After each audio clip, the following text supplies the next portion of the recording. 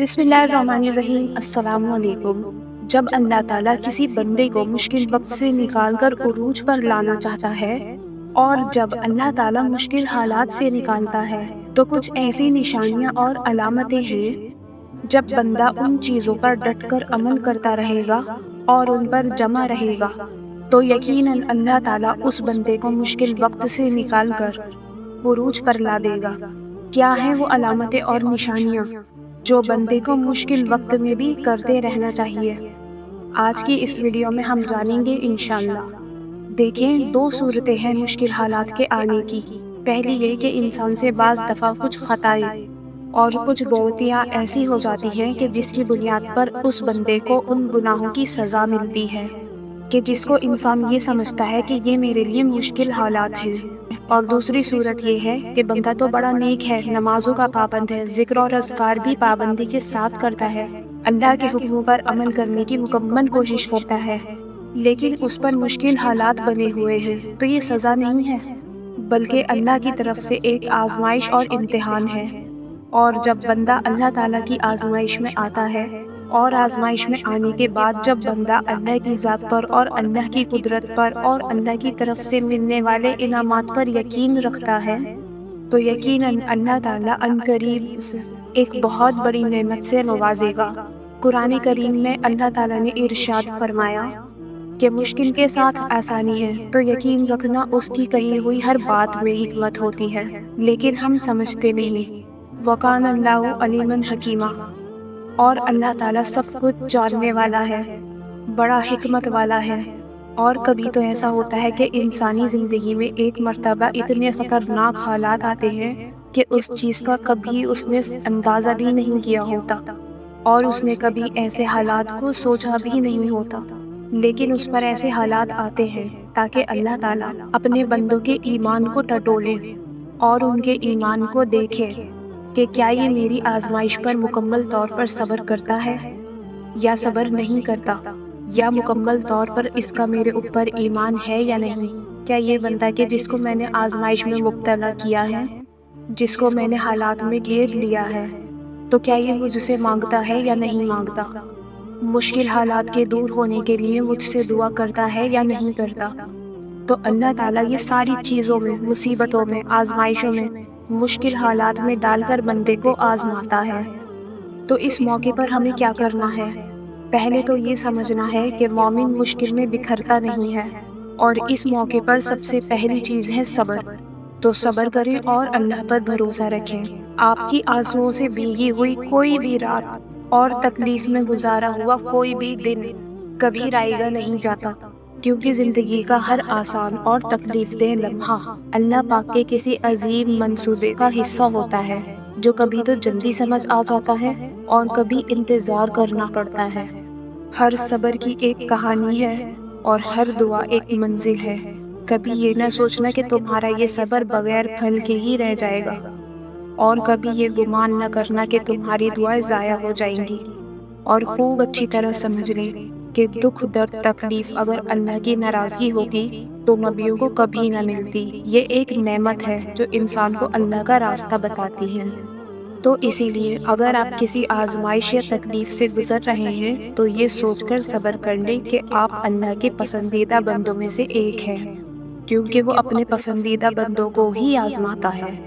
اور جب معاملات بہت بگڑ جائیں اور حالات کنٹرول میں نہ آئیں تو دل پر ہاتھ رکھیے اور دل کی گہرائی سے پورے یقین کے ساتھ ان الفاظ کو دہرائیے، وَأَفَوِّضُ أَمْرِي إِلَى اللَّهِ، میں اپنا معاملہ اللہ کے سپرد کرتا ہوں، وہ تمام بگڑے کام سنوار دے گا انشاءاللہ۔ اور جو بندہ صبر کر لیتا ہے، صبر پر ڈٹا رہتا ہے، تو یہ ایسی علامت اور نشانی ہے کہ اللہ تعالیٰ اسے اس صبر کے بدلے بہت بہترین چیز عطا کرے گا۔ اللہ تعالیٰ اسے بہترین انعام سے نوازے گا، اللہ تعالیٰ اس کی قدر کرے گا، اللہ تعالیٰ اس کے صبر کی قدر کر کے اس کو بہترین اجر سے نوازے گا۔ دوسری چیز کہ جب بندہ مشکل حالات سے گزرتا ہے یا مصیبتوں میں گر جاتا ہے، پھر اسے کوئی ذریعہ یا کوئی سبب بھی نظر نہیں آ رہا ہوتا، تو اس وقت کیا کرتا ہے کہ اس وقت اللہ سے تعلق مضبوط نہیں کرتا، کہ نہ نماز سے قریب ہے، نہ ذکر و اذکار سے قریب ہے، بلکہ نماز سے بھی دور ہو گیا اور ذکر و اذکار سے بھی دور ہوتا چلا گیا۔ اور پھر اس کے دماغ میں یہ بات آتی ہے کہ جب میں ان حالات سے نمٹ جاؤں گا اور جب یہ مشکل ترین وقت مجھ سے گزر جائے گا اور میں اپنی کوششوں سے، اپنی محنت سے، اپنے دماغ سے یہ ساری چیزیں اور سارے حالات کو بدل دوں گا، تو پھر میں اللہ کی طرف آ جاؤں گا، پھر میں نمازیں پڑھوں گا، پھر میں ذکر و اذکار میں لگ جاؤں گا اور تسبیحات لے کر کے بیٹھ جاؤں گا۔ تو سنیں، یہ ہماری سوچ بالکل غلط ہے۔